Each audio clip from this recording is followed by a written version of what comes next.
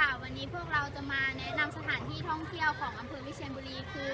ทะเลภูน้ำหยดค่ะตั้งอยู่ที่หมู่ 9 ตำบลภูน้ำหยดอำเภอวิเชียรบุรีจังหวัดเพชรบูรณ์ค่ะ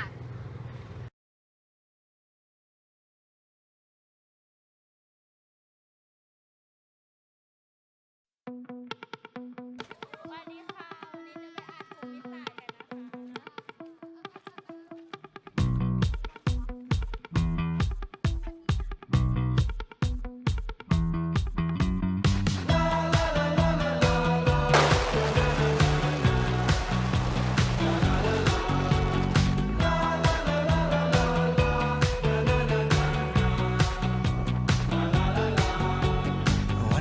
ที่คอยเปลี่ยนแปลงต้องเจอปัญหาเข้ามาไม่เคยหยุดบนเส้นทางที่ดูสับสนเส้นทางที่เดินเลือกไปเพราะใจบอกแล้วทำไมไม่ใครหรอกใครต้องคอยตัดสินว่าทางนั้นมันผิด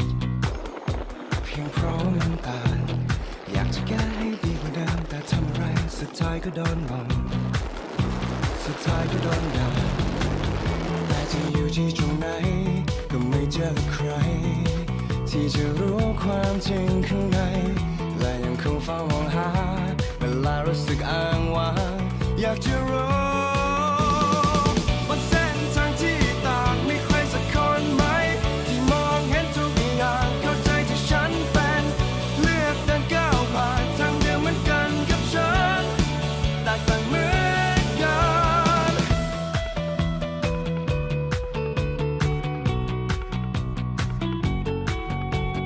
เพียงต้องการแค่ใครสักคนจับมือฉันไว้ในวันที่มันเหนื่อยไม่ใช่ใครที่คอยเหยียบซ้ำในช่วงเวลาที่ฉันนั้นล้มลง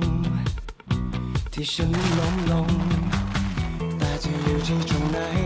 ก็ไม่เจอกับใครที่จะรู้ความจริงข้างในและยังคงเฝ้ามองหาเวลารู้สึกอ้างว้างอยากจะรู้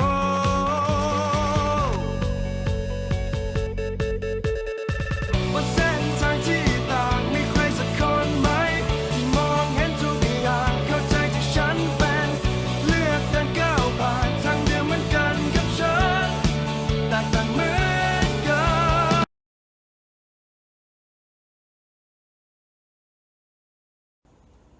ความเป็นมาของภูน้ำหยดเมื่อปีพุทธศักราช 2516 ตำบลภูน้ำหยด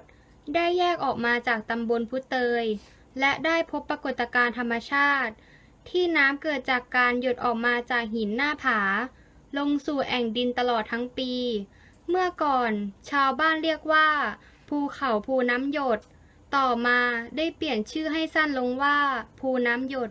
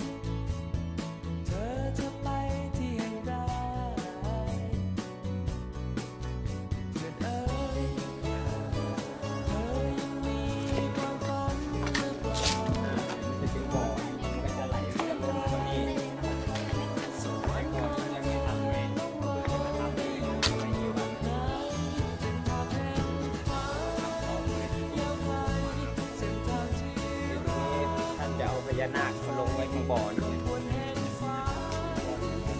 ธรรมชาติจะไหลลดมาเลยก่อนเป็นบ่อเล็กๆก็จะลดลงมาตรงนี้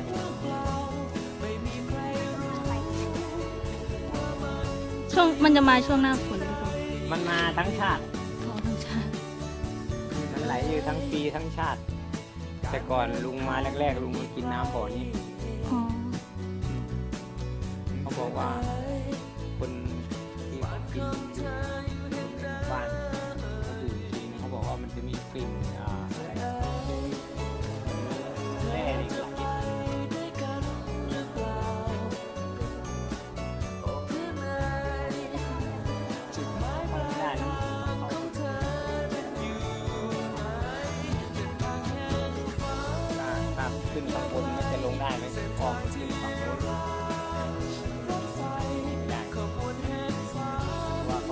ไปหมดแล้วแต่ก่อนมันไม่มีเขาไม่ได้ทำหลังคาเขาไม่ได้ปิดล้อม9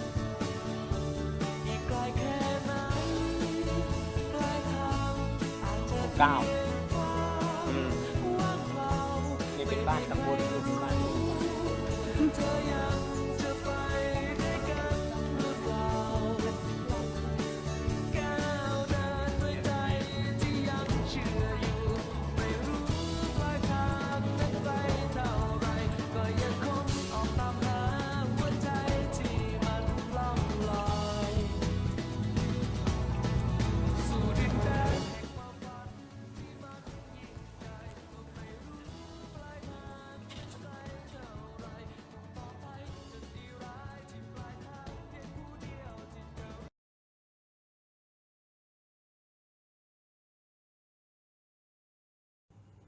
ลักษณะทางธรณีวิทยา สันนิษฐานว่า การกำเนิดป่าช้าหินปูนกรวดเหลี่ยมภูน้ำหยดนั้น เกิดในช่วงอายุ 245 ถึง 286 ล้านปีในอดีต ซึ่งเกิดจากการสะสมของหินปูนใต้ทะเล ต่อมาได้เกิดการระเบิดของภูเขาไฟใต้ทะเลขึ้น ทำให้หินปูนและภูเขาไฟแตกกระจายเป็นก้อนเล็กก้อนน้อย แล้วมีการเชื่อมกันใหม่ โดยหินปูนเป็นตัวเชื่อม เมื่อเปลือกโลกมีการเคลื่อนที่ และดันตัวขึ้นสุดผิวโลก จึงพบแนวหินกรวดเหลี่ยม ซึ่งมีซากดึกดำบรรพ์จำพวก ปะการังหอย และอื่นๆอีกมากมาย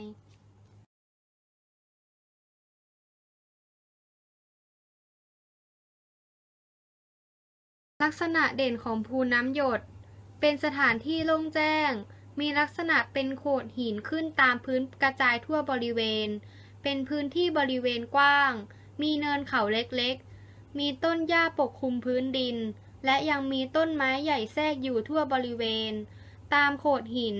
จะมีซากดึกดำบรรพ์ เช่น หอยฝาเดียวกับซากปะการัง แต่ปัจจุบันได้มีการสร้างหลวงพ่อทันใจขึ้น ณ บริเวณซากหินปูน เพื่อให้เป็นสถานที่ท่องเที่ยวเชิงอนุรักษ์ พร้อมทั้งได้ร่วมทำบุญอีกด้วย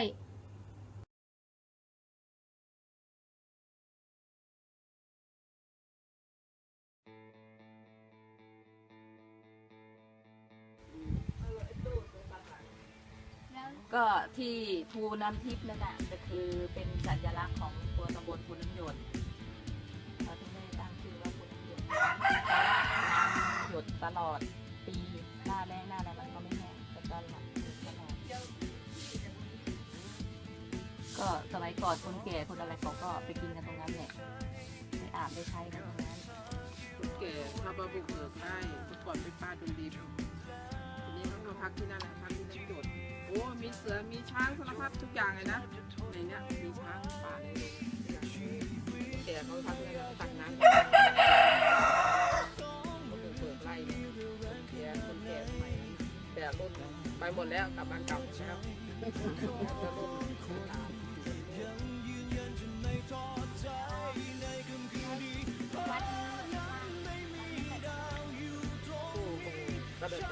ก็นั่นแหละเริ่มคูดงมาก็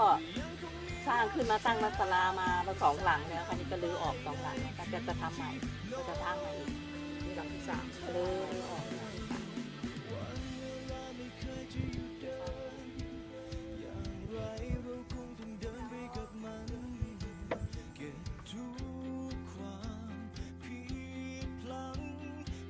คำเตือนให้เราเข้าใจชีวิตเริ่มต้นที่คำว่าฝ่าฟันขอเพียงใจเราเท่านั้นไม่หวั่นไหว ค่ะ วันนี้พวกเราก็ขอจบการนำเสนอสถานที่ท่องเที่ยวภูน้ำหยดไว้เพียงเท่านี้ค่ะ สวัสดีค่ะ